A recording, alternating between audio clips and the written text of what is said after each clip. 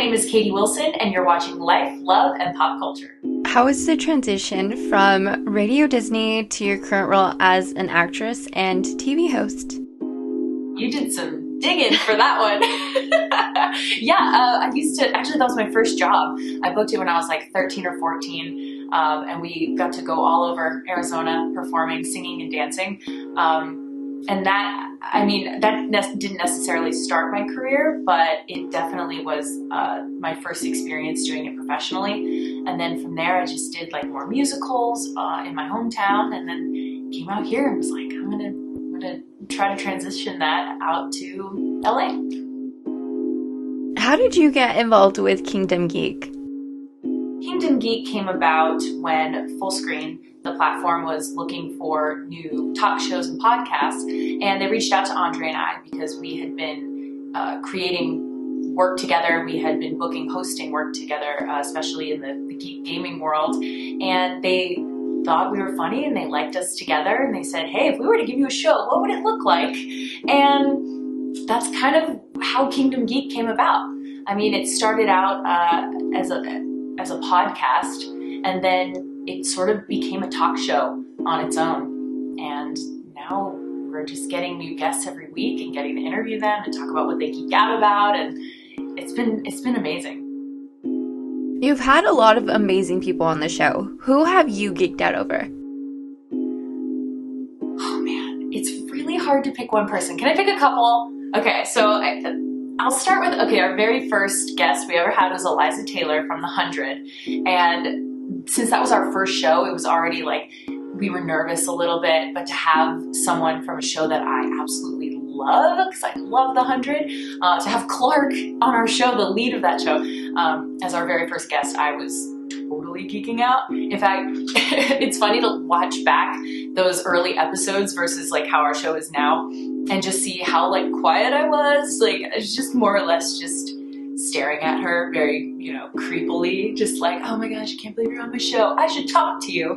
But since then, we've had Mila Jovovich from the Resident Evil movies, who, she's just an entity.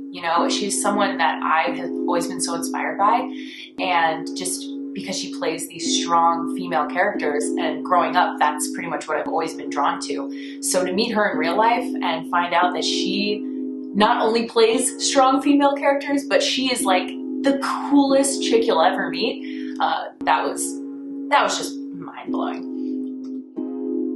Men dominate the gaming industry. How did you get people to view you as an equal?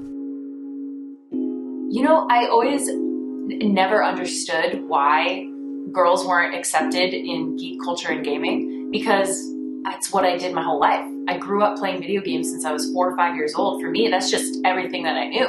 So when I translated my love of gaming and geek culture to online, and seeing people's reactions of like, oh, you're a girl, why are you playing video games? And, how some games are even more not acceptable for girls to play versus, other games.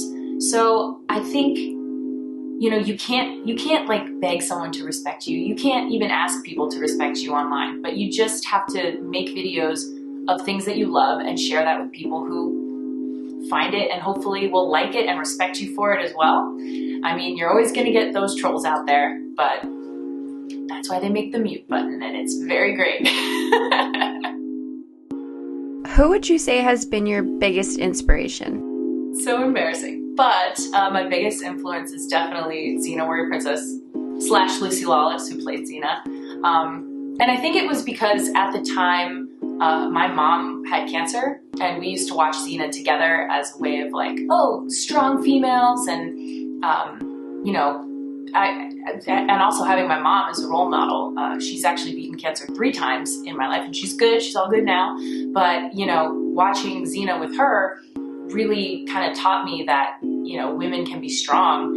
And that's sort of something I've always been inspired by. And I think because of Xena, in the way that it like made me feel as a kid, how some episodes would make me laugh hysterically, some would make me cry. I'm like, why am I crying in a TV show? And I think one day I was like, I want to be able to do what that show did for me for other people. I want to make people feel the way little Katie felt watching Xena. So I think like Lucy and Xena, the show, has been such an inspiration to me, just, you know, always fighting for what you believe in and always being strong and staying true to yourself. And yeah, I mean, it's been incredible. What do you want to be remembered for?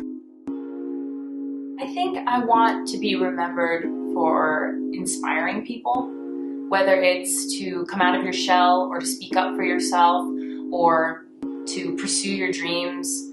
I really want people to get out of my content or whatever I go on to create in my life. I want people to really be able to take that and use it to inspire whatever they love, not just in the entertainment industry, but, you know, just staying strong and true to yourself.